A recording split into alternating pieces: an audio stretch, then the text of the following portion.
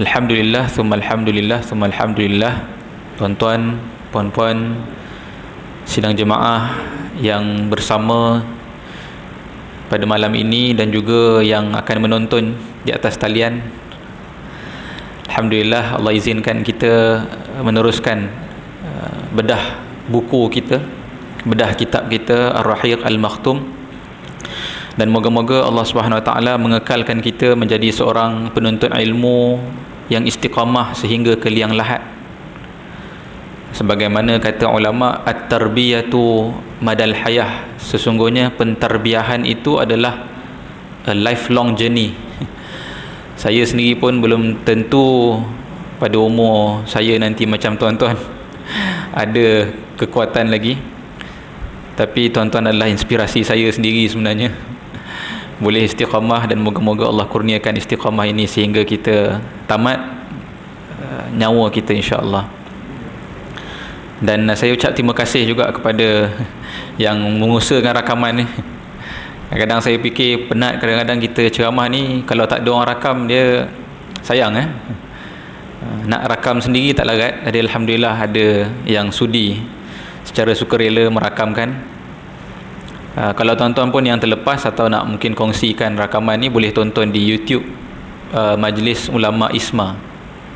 Ada semua rakaman lah. Tapi bermula cerita Perang Tabuk. Kalau yang sebelum-sebelum tu kena tengok YouTube saya. Ni masa zaman PKP punya ada lah. Tuan-tuan yang dirahmati oleh Allah, insya-Allah pada malam ini kita akan menamatkan, insya-Allah menamatkan episod terakhir daripada peristiwa yang berlaku sesudah daripada Perang Tabuk. Dan minggu lepas saya telah sebutkan sebenarnya ada satu cerita yang tak sempat kita nak baca, iaitulah cerita bagaimana kepala orang munafik Abdullah bin Ubay bin Salul meninggal. Satu kisah yang menarik. Cuma sebagai rekod dulu ingin saya kongsikan bahawa pada tahun selepas daripada Perang Tabuk ini juga dua orang penting juga meninggal. Dua orang yang penting dalam hidup Nabi SAW juga meninggal selepas Perang Tabuk. Yang pertama ialah anak Nabi SAW sendiri, iaitulah Ummu Kalthum radhiyallahu anha. Ummu Kalthum radhiyallahu anha ialah anak Nabi yang berkahwin dengan Sayyidina Uthman bin Affan radhiyallahu anhu. Jadi Sayyidina Uthman bin Affan bernikah dengan Ummu Kalthum apabila isteri lamanya meninggal. Siapa isteri lamanya? Ruqayyah binti Muhammad, juga anak Rasulullah sallallahu alaihi wasallam. Kalau tuan-tuan ingat, bila Nabi balik daripada perang Badar, Uthman tak ikut pergi perang Badar. Sebab apa? Nabi tugaskan Uthman jaga Ruqayyah, anaknya, isterinya lah, anak Nabi. Ruqayyah sakit teruk. Uthman duduk di Madinah, dan bila Nabi SAW balik, Ruqayyah telah pun meninggal dunia. Maka Rasulullah pun mendapat wahyu daripada Jibril. Masya Allah. Bukan orang matchmaking di dunia, ni matchmaking di syurga. Jibril turun beri wahyu kepada Nabi, mengkhabarkan kepada Nabi kahwinkan Uthman dengan adik kepada Ruqayyah, iaitu Ummu Kalthum, dengan mahar yang sama jumlah seperti mana kakaknya. Lalu Uthman pun berkahwin dengan Ummu Kalthum radhiyallahu anha. Tapi pada tahun ke-9 Hijrah ini Ummu Kalthum juga meninggal dunia. Masya-Allah. Jadi Sayyidina Uthman bin Affan dikenali dengan satu gelaran yang tidak ada pada sahabat lain, iaitu Dhu An-Nurain.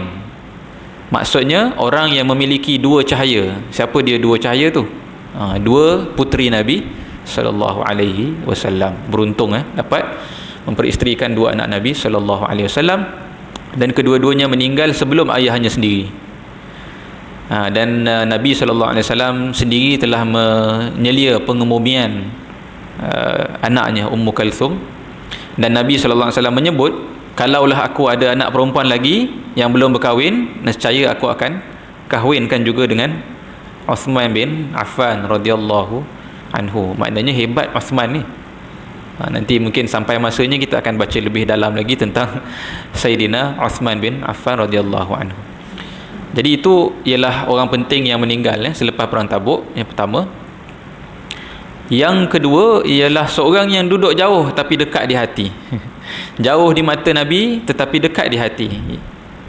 Seseorang yang sebelum ini kita tidak tahu status dia, apakah dia masuk Islam ataupun tidak, tetapi apabila Nabi menerima khabar kematian dia, baru kita tahu, oh rupanya dia masuk Islam. Siapa dia?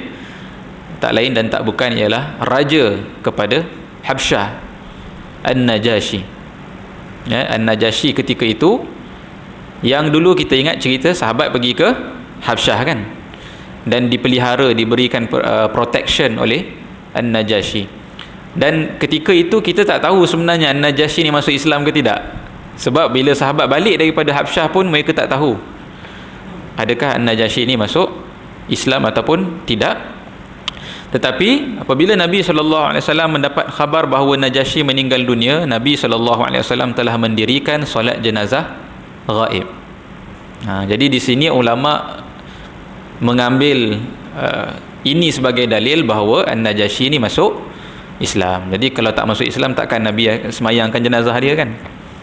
Jadi An-Najashi walaupun duduk jauh di Habsyah, bahkan saya rasa tidak pernah berjumpa dengan Nabi SAW.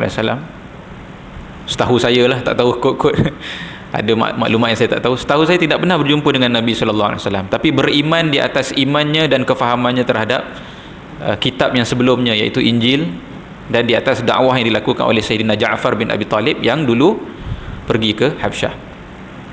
Jadi kedua-dua orang ini meninggal dunia selepas daripada perang Tabuk. Ini dua orang yang soleh, dan Nabi bersedih di atas kedua-dua pemergian ini.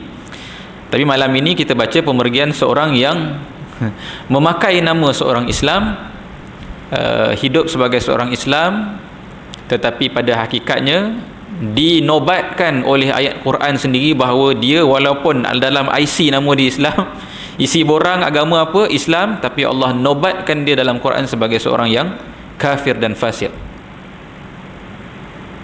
iaitulah Abdullah bin Ubay. Abdullah bin Ubay bin Salul. Baik. Jadi sebelum kita nak baca cerita dia mati, kita flashback sikit lah. Kok kita lupa teruk tak teruk dia ni.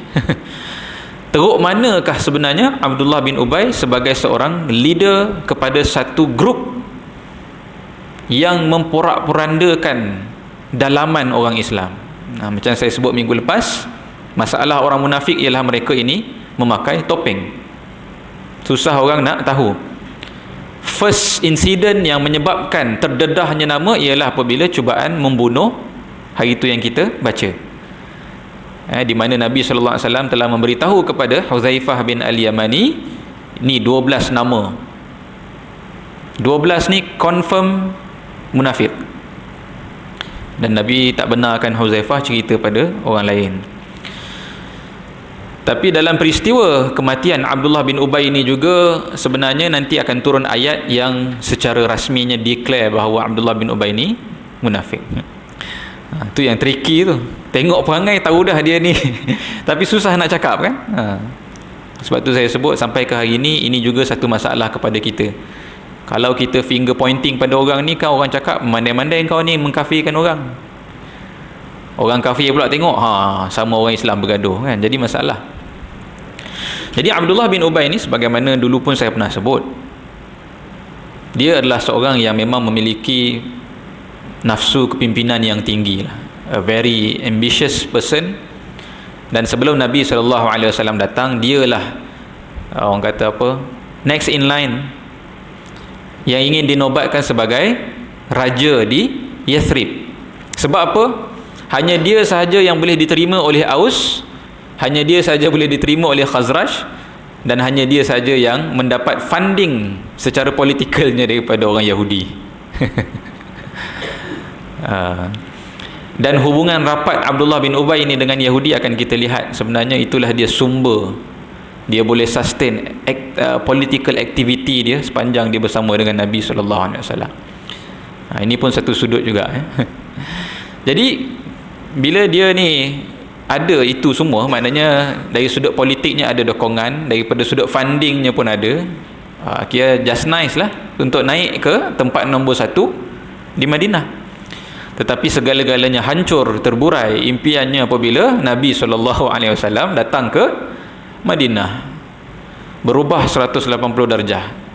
Daripada calon orang nombor 1 terus hilang, tak masuk dalam list.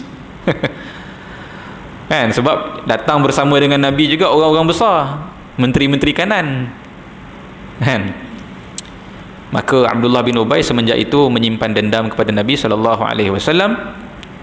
Tetapi liciknya Abdullah bin Ubay, dia tahu bahawa jika dia mengisytiharkan kufur secara terang-terangan, dia tidak ada sokongan di Madinah, kan. Orang kafir ni lemah di Madinah, sama ada dia kena lari pergi Mekah ataupun dia memilih untuk mengambil jalan yang ketiga, masuk Islam, beriman pun tidak, isytihar kafir dan serang Nabi pun tidak, tetapi dia mengambil at-tariq ats-tsalits, jalan yang ketiga, iaitu mencampurkan di antara kedua-duanya. Masuk Islam tetapi memusuhi Nabi sebagai seorang Islam dan mencari pengikut di kalangan orang Islam yang baik-baik.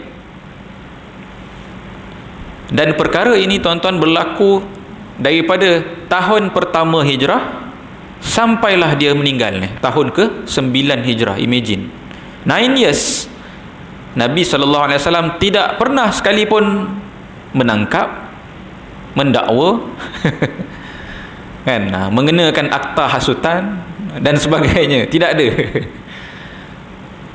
Maknanya dia hidup sebagai seorang Muslim Nabi benar. Dia datang masjid, dia nak bercakap dengan orang Islam, nak sembang kedai kopi, dia nak buat ceramah, dia nak buka pentas dan bercakap, dia join perang, dibenarkan oleh Nabi SAW. Sebagai kerana apa? Dua sebab yang telah pun saya sebut minggu lepas, kan. Yang pertama, Nabi SAW ingin menjaga haibah, image masyarakat Islam. Ini satu noktah penting tuan-tuan, ya. Apabila orang Islam berbicara tentang kuasa, kita kena sedar bahawa image dan juga mileage dari luar ialah juga satu bentuk kuasa. Hari ini orang guna istilah soft power. Dia bukan kuasa macam kuasa yang fizikal ni, tetapi image bersatunya umat Islam itu sendiri ialah satu bentuk kuasa, kan. Macam mana kita lihat hari ini, mungkin macam tak tahulah saya, macam Rusia mungkin, macam China, macam China hari inilah kalau lebih tepat. Saya tanya orang daripada China, mereka kata people always look at China as if China is one, but the truth is inside China we are fractured.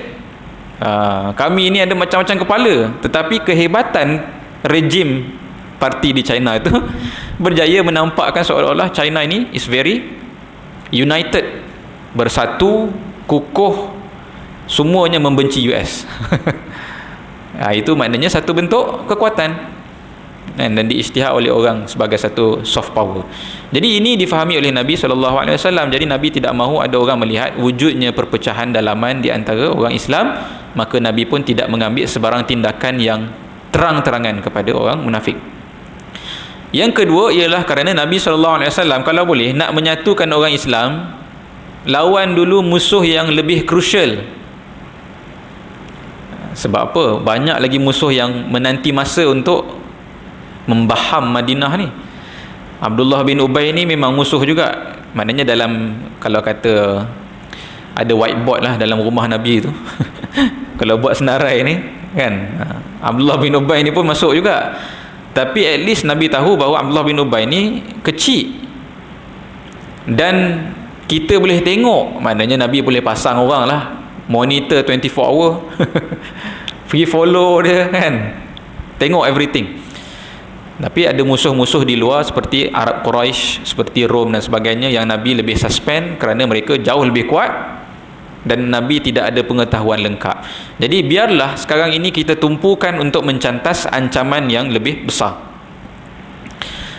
Jadi sebelum kita gaduh dengan Abdullah bin Ubay, yang mana itu pun akan guna segala tenaga, segala tumpuan dan sebagainya, maka kita satukanlah dulu tumpuan kita menghadap musuh yang lebih besar. Ini sebenarnya satu fiqh, ya tuan-tuan, satu kefahaman yang kita tengok difahami dan diaplikasi semula oleh Sultan Muhammad Al-Fatih. diaplikasi semula oleh Sultan Salahuddin Al-Ayyubi. Ini resepi dua orang ni berjaya membuat satu pembukaan yang besar dalam sejarah Islam. Apa dia? Mereka mengalihkan tenaga daripada musuh-musuh kecil, hilangkan musuh-musuh kecil ni, ataupun abaikan dulu musuh-musuh kecil ni, KIV dulu untuk tumpu kepada satu sahaja musuh yang besar. Al-Fatih dia tumpu untuk berlawan dengan Konstantinopel sahaja. Kalau ikut catatan masa tu ada lagi kerajaan lain ni yang tengah bergaduh dengan Osmaniyah ni. Tapi cerdik tak cerdik, dia siap buat perjanjian sekejap. Tak apalah, pejam mata lah, kita anggap kita kawan sekejap lah, supaya kita tidak bazir resource ke sana. Tumpu semua ke sana, ke Konstantinopel. Salahuddin Al-Ayyubi cantum semua untuk berdepan dengan tentera salib. Padahal sebenarnya dalam tentera dia tu pun bermacam-macam mazhab. Gaduh macam kita hari ni, Aswaja lawan Salafi, lawan mazhab ni. Teruk juga sebenarnya kalau kita baca pergaduhan masa tu. Tetapi Salahuddin Al-Ayyubi kata, boleh tak kita lupakan sekejap semua ni. Di luar sana ada singa yang nak membaham kita ni, mengambil masjid kita, iaitu tentera salib. Jadi ini pun satu resipi penting juga yang Nabi SAW ajar pada kita dalam berdepan dengan Abdullah bin Ubay. Tetapi satu lagi poin sini, Nabi tidak pernah mengabaikan bahaya yang datang daripada Abdullah bin Ubay. Apa bahaya-bahaya yang Abdullah bin Ubay buat? Dalam perang Uhud, siapa yang mengajak 300 orang tentera Islam patah balik? Asal 1000 pergi keluar, tengah jalan 300 patah balik. Siapa punya kerja ni? Abdullah bin Ubay. Sampai separuh jalan dia kata kepada semua 300 orang ni 300 orang ni orang Islam betul ya tuan-tuan, ni bukan orang yang munafik.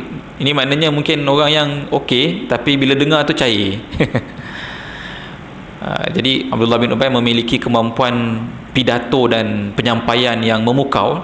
Bila cakap tu boleh dengar lah. Kalau maknanya dia buat ceramah pukul 10 malam tu sampai pukul 1 pagi tu boleh stay lah, kan?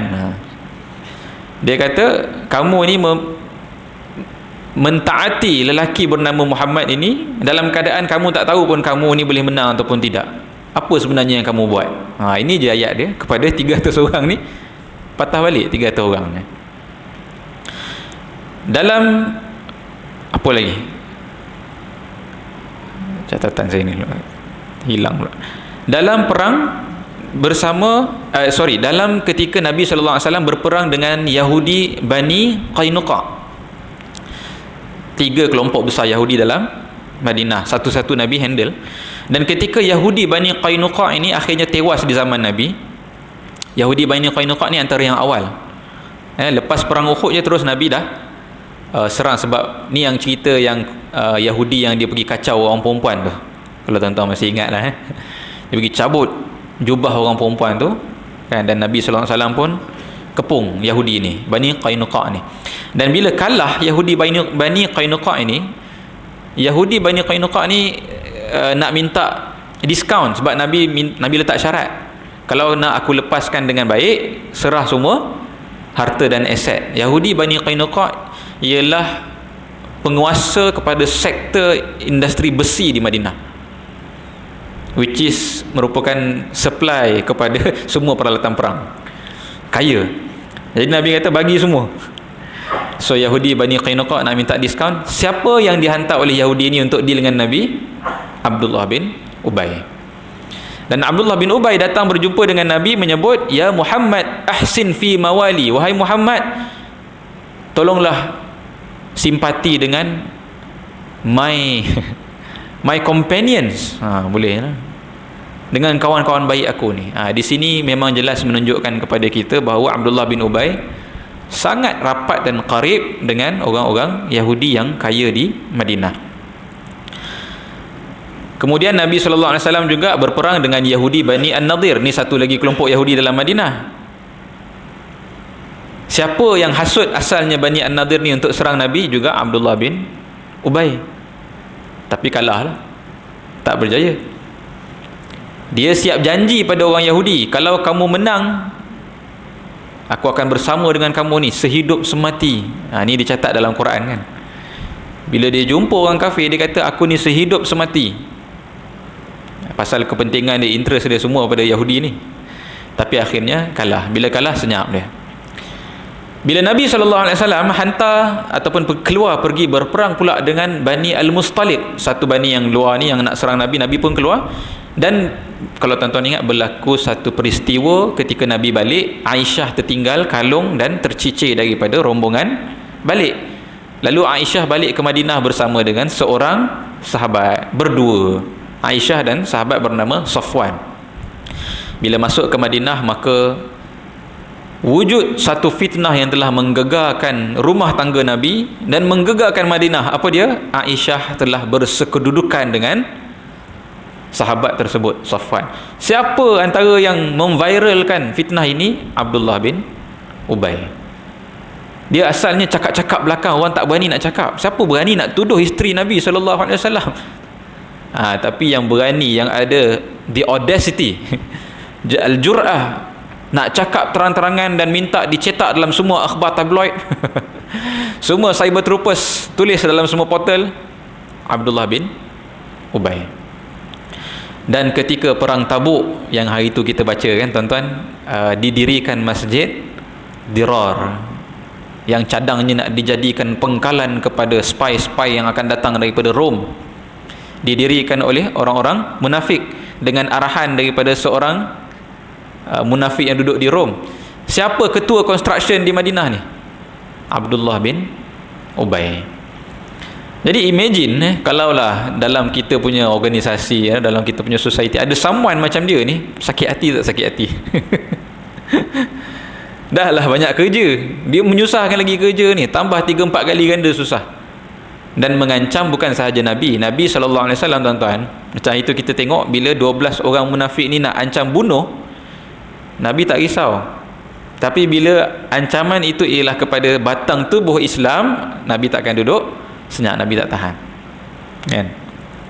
Dan lebih teruk dicatatkan dalam sejarah, Abdullah bin Ubay ni bukan sahaja membuat benda tu, maknanya membuat kerja-kerja jahat di belakang ni, tetapi beberapa kali juga dia dicatatkan in public menyatakan kata-kata yang tak selayaknya kepada Nabi SAW. Misalnya, ni ada dalam Sahih Bukhari, Sahih Muslim. Satu hari dia lalu, dia duduk di satu tempat dan kemudian Nabi SAW lalu di situ bersama dengan himar. Nabi naik himar.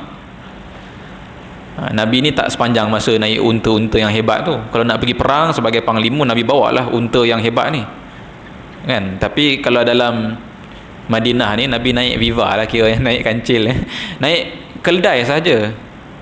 Simple, Nabi simple. Jadi bila lalu terkena sikit pada badan Abdullah bin Ubay ni. Adalah peristiwanya, pendek ceritalah kan. Apa kata-kata Abdullah bin Ubay ni kepada Nabi? Ilaika anni, sanalah. Dia tempelak aje Nabi. Wallahi laqad adhani natnu himarik. Demi Allah, bau busuk himar kau ni buat sakit hidung aku. Oh. Nak hina Nabi sallallahu alaihi wasallam. Kemudian ada sahabat menyahut. Saya ingat lupa ayat tu, tapi ada seorang sahabat dia menyahut balik. Sahabat tu cakap, bau himar Nabi tu jauh lebih wangi daripada bau kau sendiri. Hina balik kepada Abdullah bin Ubay. Dia tak tahan, punya pedas mulut dia tu. Dan Abdullah bin Ubay ini jugalah yang menghasut. Kalau ada sedition act memang layak kena. Dia hasut orang-orang yang nak derma kepada Nabi SAW dalam perang Tabuk. Dia kata tak payahlah buang duit, entah boleh menang ke tidak, la tunfiqu. Dia ceramah pada orang, tak payahlah, ini semua ni scam, dan sebagainya lah. Dan dia jugalah yang mengajak ataupun menimbulkan ragu-ragu kepada orang-orang Islam yang nak keluar berperang. Dan dia menyebut, dan ayat ataupun kata-kata dia ni dirakam dalam Quran. Kata dia, la in raja'na ilal madinati la yukhrijannal a'azzu minhal azal. Dia kata ini, lelaki ini, Muhammad ini, jika dia bawa kita berperang dan kita balik ke Madinah, dia akan mengeluarkan kita daripada status yang bagus, daripada seorang yang mulia menjadi orang yang hina. Dan pelbagai lagi statement-statement yang disebutkan oleh Abdullah bin Ubay. Dan disebabkan itu sebenarnya Al-Quran banyak ayat turun sebab dia ni. kan. Banyaklah. Kalau nak sebut surah Ali Imran 186, Al-Maidah 52, Al-Munafiqun. Yang paling jelas satu surah khusus tajuk ataupun nama surah itu Al-Munafiqun, dan dalam itu diceritakan description orang munafik ini. Bila bercakap bukan main sedap kita dengar. Kita akan merasakan bahawa this person is so reliable just by listening to his words. Bermakna orang munafik ni apa senjata dia sebenarnya ialah oratory skill. Dia pandai meyakinkan orang dengan kata-kata, tetapi yang terselindung di sebalik kata-kata itu sebenarnya ialah niat-niat jahat. Itulah yang disebut dalam surah Al-Munafiqun. Jadi despite all of this, walaupun begitu banyak masalah dan kesusahan yang dibawa oleh Abdullah bin Ubay, kita lihat bagaimana ini cerita kita malam ni, bagaimana tindakan dan sikap Nabi SAW apabila mendengar, bila Nabi balik daripada perang Tabuk, Nabi dengar cerita daripada sahabat, rupanya Abdullah bin Ubay ni jatuh sakit teruk dan gayanya macam gaya tak lama lah. Kan? Walaupun Nabi tahu Abdullah bin Ubay ni benci sangat pada Nabi, setiap hari Nabi tanya pada sahabat, how's his condition? Nabi masih bertanya. Dan Nabi tanya ni juga kepada orang-orang yang Nabi tahu ada simpati kepada Abdullah bin Ubay. Satu, out of sincere lah, memang Nabi betul-betul nak tahu keadaan Abdullah bin Ubay ni. Yang kedua ialah Nabi berharap dengan simpati yang Nabi tunjuk ini, orang-orang yang bersama Abdullah bin Ubay ni kendurlah sikit benci pada Nabi ni. Nampak tak? Kan, bukan main kamu punya leader tu benci pada aku treat elok sebagai seorang manusia yang bila dia sakit kita tanya khabar dia. Kan, bila aku ajar kepada orang Islam, bila ada orang Islam lain sakit, tanya khabar, kalau boleh ziarah. I do not differentiate. Aku tidak beza-bezakan walaupun dia membenci aku. Kan? So ini Nabi mengambil peluang ini untuk mengendurkan hati orang-orang yang bersama dengan Abdullah bin Ubay. Dan saya lupa nak sebut, Abdullah bin Ubay ni ada seorang anak, dan anak dia merupakan seorang sahabat yang soleh. Jadi kadang-kadang tak semestinya bapa jahat. Banyak juga cerita kan, bapa bukan main macam tu, anaknya boleh 180 degree daripada bapa dia. Kadang-kadang sebab bapa dia macam itulah anaknya boleh jadi soleh. dia take lesson daripada bapa dia. Anaknya bernama Abdullah juga, Abdullah bin Ubay radhiyallahu anhu, seorang sahabat yang memang tertulis dalam sejarah sebagai orang yang beriman yang soleh. Dia tengok Nabi ni tak buat apa-apa pada bapa dia sampai dia sakit hati pada Nabi, sebab biar bapa dia. Dia tahu bapa dia ni banyak buat masalah, sehingga satu hari dia datang kepada Rasulullah, ya Rasulullah, wallazi akramak, demi Tuhan yang memuliakanmu ya Rasulullah, la in syi'ta la ataituka bi ra'sih, kalau engkau nak ya Rasulullah, hari ni juga aku boleh datang bawa kepala ayah aku depan kau ya Rasulullah. Anak dia sendiri cakap ni, sebab dia tahu besarnya sebenarnya jenayah dan masalah bapa dia. Anak dia offer bawa kepala bapa dia. Ini bukan nak kata kejam, tapi ini sebenarnya al-iman as-sadiq. Ini tanda iman yang benar-benar jujur. Tetapi lihat respon Nabi SAW. Tidak, kata Nabi, la walakin birra abaka wa ahsin suhbatahu, tetapi aku nak engkau buatlah baik dengan ayah kau dan perelokkanlah kedudukan kau ataupun kehidupan kau bersama dengan ayah kau. Moga-moga, maknanya dengan apa? Dengan harapan sebelum meninggal Abdullah bin Ubay akan bertaubat. Nabi menyimpan hasrat Abdullah bin Ubay kembali kepada hidayah Islam tu sehingga ke tahap itu. So ini besarnya jiwa Nabi SAW. Saya rasa tak jumpa pada mana-mana orang yang lain, dan patut memang layaklah menjadi qudwah pada kita. Jadi pada pengakhiran hidup Nabi pengakhiran hidup Abdullah bin Ubay, anaknya memang mendampingi ayahnya atas arahan daripada Nabi. Dia jaga ayah dia. Ayah dia sakit, bedridden, maknanya tak boleh bangun, terlantar di rumah, dah tak berjumpa orang dan sebagainya. Rupa-rupanya betul-betul pada penghujung hayat Abdullah bin Ubay, dia telah membuat satu permintaan yang pelik. Dan permintaan yang pelik ini dia sampaikan pada anak dia untuk disampaikan kepada Rasulullah. Apa permintaan dia? Dia kata, aku ada satu hajat dan aku harap hajat ini ditunaikan oleh Rasulullah, iaitu aku ingin Rasulullah sallallahu alaihi wasallam memberikan kepada aku jubahnya. Dia minta jubah Rasulullah, qamis. Qamis ni lah jubah, saya pun tak pasti jubah dalam, mungkin jubah luar ataupun mungkin jubah yang putih yang kat dalam ni. Kadang ada pakaian luar dan pakaian dalam. Qamis Rasulullah sallallahu alaihi wasallam. Kerana apa? Kerana aku ingin menjadikan qamis Rasulullah itu sebagai kain kafan aku. Nampak? Sebenarnya jauh di sudut hati dia tu, dia tahu mulianya Rasulullah sallallahu alaihi wasallam, benarnya Rasulullah sallallahu alaihi wasallam, tapi punya sombong, punya ego, punya degil kan. Jadi dia minta permintaan tersebut. Jadi, dan dia tak syarah sebab apa, tidak dinyatakan. Abdullah bin Ubay tak cakap sebab apa. Jadi sampai ke sudah ulama-ulama kaji kenapa dia buat permintaan macam ni. So salah seorang yang mensyarahkan hadis, Imam Ibnu Hajar, yang mensyarahkan Sahih Bukhari, dia kata pada pendapat dia Abdullah bin Ubay buat begitu ialah demi mengelakkan daripada keluarganya dan anaknya menanggung malu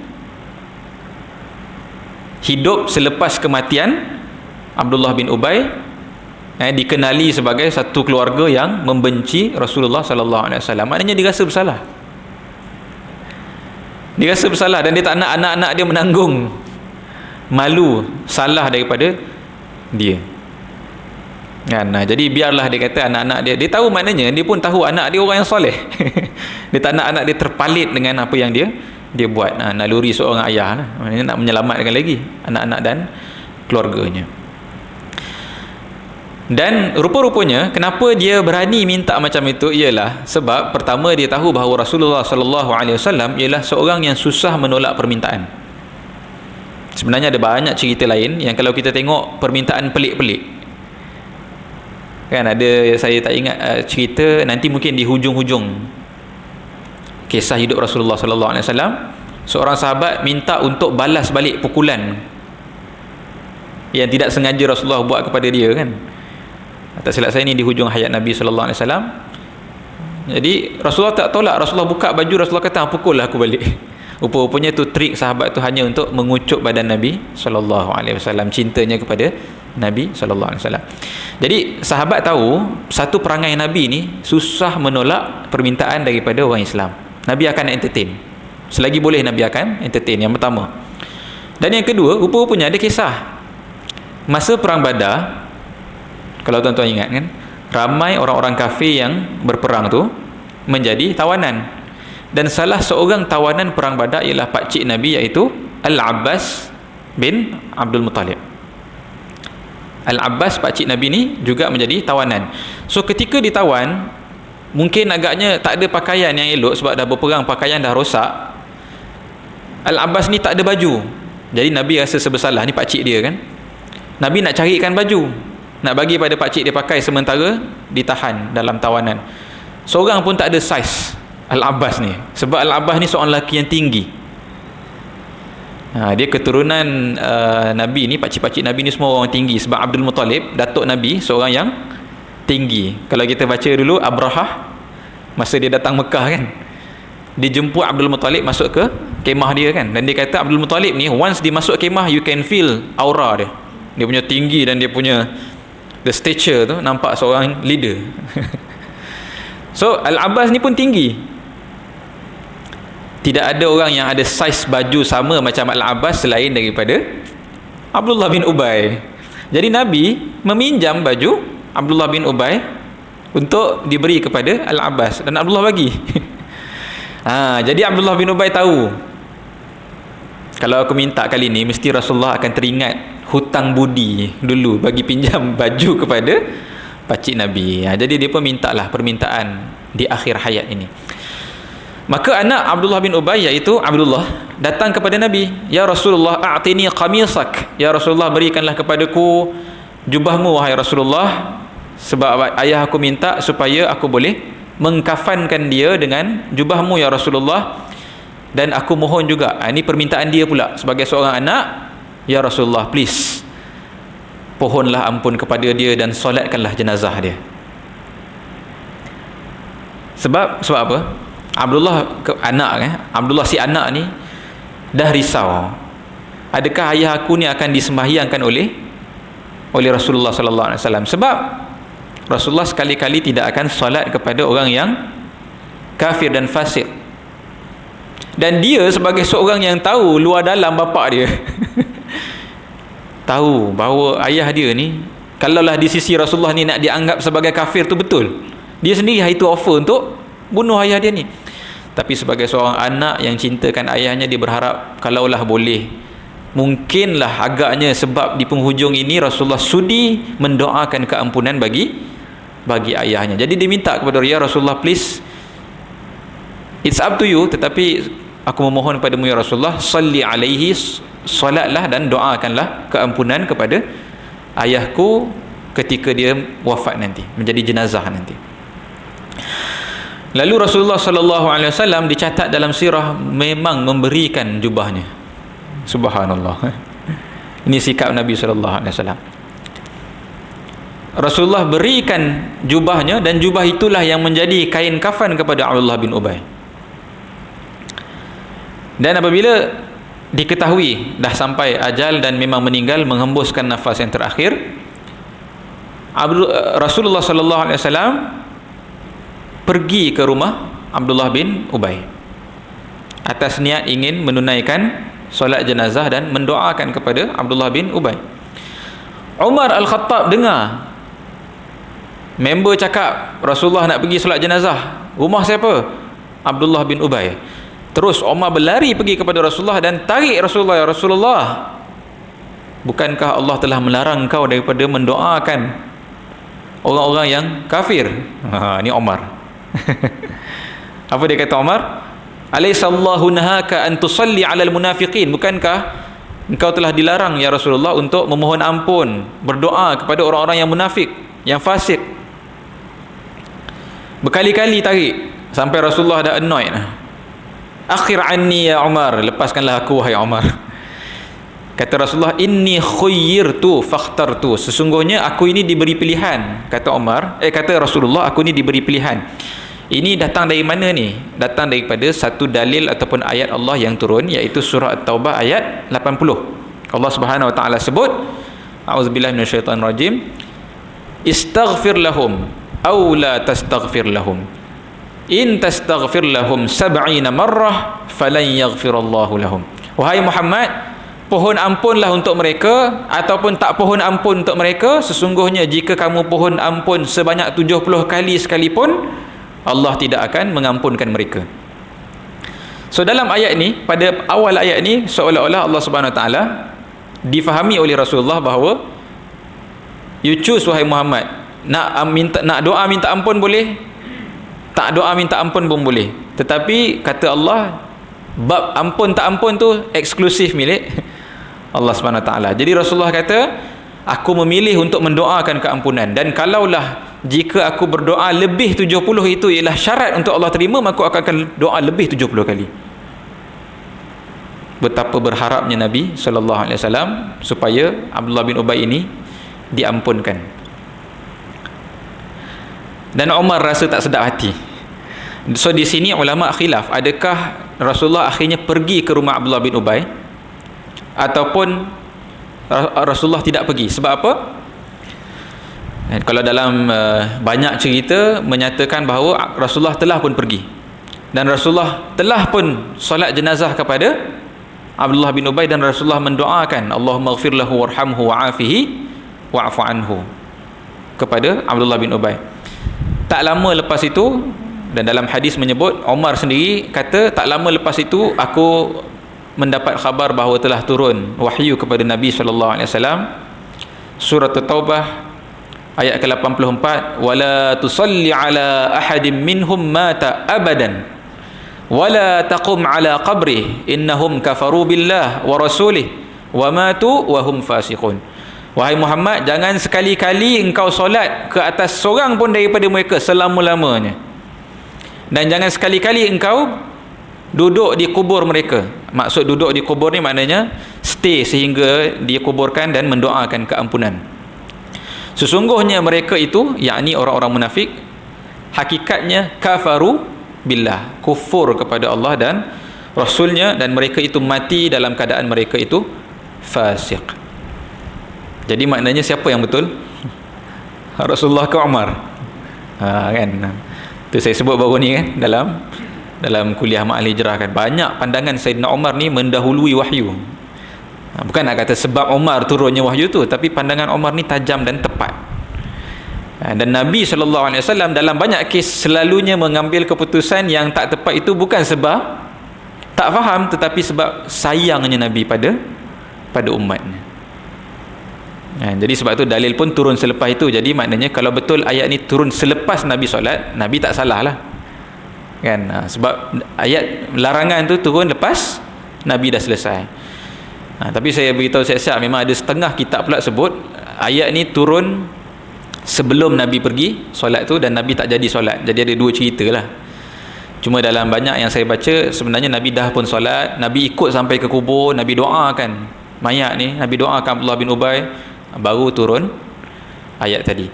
Dan apabila turunnya ayat itu, maka secara muktamad tidak dibenarkan kepada Nabi, kepada orang Islam, solat jenazah dan doa kepada mana-mana orang yang munafik yang confirm. Saya ni kena sebut ni. Kok nanti kan tuan-tuan tiba-tiba tak nak sembahyang jenazah kat seorang ni pasal di sisi tuan-tuan dia seorang yang munafik. Ni tak boleh. Jadi menurut ulama, ayat ini terpakai kepada orang yang munafik yang confirm. Macam mana nak tahu munafik yang confirm? Kita memang tak tahulah. Jadi ini terpakai di zaman Nabi SAW, khususnya kepada 12 orang yang diketahui namanya oleh Huzaifah Al-Yamani. Pasal 12 orang tu hidup lagi. Jadi Sayyidina Umar sepanjang dia hidup selepas daripada turun ayat ini, setiap kali ada sahabat meninggal, dia akan suspend tengok Huzaifah bagi solat ke tidak. Dan Sayyidina Umar sangat risau kalau-kalaulah ketika dia mati, Huzaifah melarang orang solat sebab takut-takut namanya ada dalam list al-munafiqin. Azan. Tuan-tuan, puan-puan dirahmati oleh Allah Subhanahu wa taala. Maka demikianlah kisah bagaimana meninggalnya seorang yang telah melakukan banyak kerosakan dari dalam masyarakat Islam. Dan ulama sebenarnya mengkaji tindakan Nabi di akhir penghujung hayat Abdullah bin Ubay ini. Dan ulama mensyarah bahawa selain daripada Nabi SAW mempamerkan kepada kita bahawa personal issue kita boleh tolak tepi lah. Kalaulah nak katakan personal revenge atau mungkin istilah hari ini politik balas dendam kan. Kalaulah kata nak balas dendam, Nabi SAW mempunyai sepenuh-penuhnya hak to disgrace untuk maknanya menampakkan tembelang, memecahkan tembelang dan tidak memberikan penghormatan yang selayaknya kepada Abdullah bin Ubay, supaya menjadi pengajaran kepada orang lain, jangan jadi macam ni kan, ini perangai yang macam ni punya teruk dan sebagainya. Tapi apakah baiknya Nabi berbuat begitu kepada Islam itu sendiri? Sedangkan Abdullah bin Ubay memiliki sebenarnya pengikut yang boleh tahan juga. Jadi Nabi lebih concern tentang what happened selepas Abdullah bin Ubay meninggal. Yang munafik ni, kalaulah kata Rasulullah balas dendam, habis yang kelompok-kelompok munafikin ni apa akan rasa dengan Nabi? Tidak berkesudahan. kebencian mereka dengan Nabi sallallahu alaihi wasallam. Dan Nabi hanya ada satu concern sahaja kepada munafikin ini, iaitu kalau boleh mereka ni semua jadilah orang Islam yang betul. Kamu nak lari mana lagi kan? And you are witnessing, setiap hari kamu lihat cantiknya Islam ni live depan mata. Boleh bayang tuan-tuan, kita ni jauh dengan Nabi, tak pernah lihat Nabi pun, tapi rasa rindu, rasa cinta setiap kali baca sirah, setiap kali terdengar tu, bayang macam manalah seronoknya hidup bersama dengan Nabi. Ini orang yang depan mata tengok pun boleh rasa benci. Jenis hati yang macam mana? Tapi kita pun tak tahu kalau kita hidup zaman tu, na'udzubillah, mungkin Jadi di sisi Nabi sallallahu alaihi wasallam, ulama syarah, tindakan Nabi tadi itu, menghormati, melayan permintaan dan sebagainya, tidak lain dan tidak bukan hanyalah mengharapkan supaya orang-orang munafik ini akhirnya masuk Islam dan mendapat hidayah di sisi Allah Subhanahu Wa Taala. Maknanya apa sahaja yang Nabi kena buat, Nabi akan buat. Nabi ketepikanlah personal issue yang Nabi rasai. Dan di sini saya rasa satu pengajaran penting lah untuk kita hari ini. Kalaulah kita ni umat Islam boleh mencontohi sepenuhnya sifat Nabi sallallahu alaihi wasallam, stick to the kita ni berpegang kepada agenda yang sepatutnya. Ketepikanlah dendam kesumat, ketepikanlah dahlah dendam kesumat yang sebenarnya bukannya masalah agama pun. Ini Nabi ni cerita orang memusuhi Islam, layak pun kita ni bila dengar sebab apa bergaduh ni, sebab apa yang tak boleh nak bersatu ni, sebab apa yang tak petty issues je. Kadang-kadang sebab berebut nak itu, kadang-kadang sebab tak puas hati ini, kadang Allahu Akbar.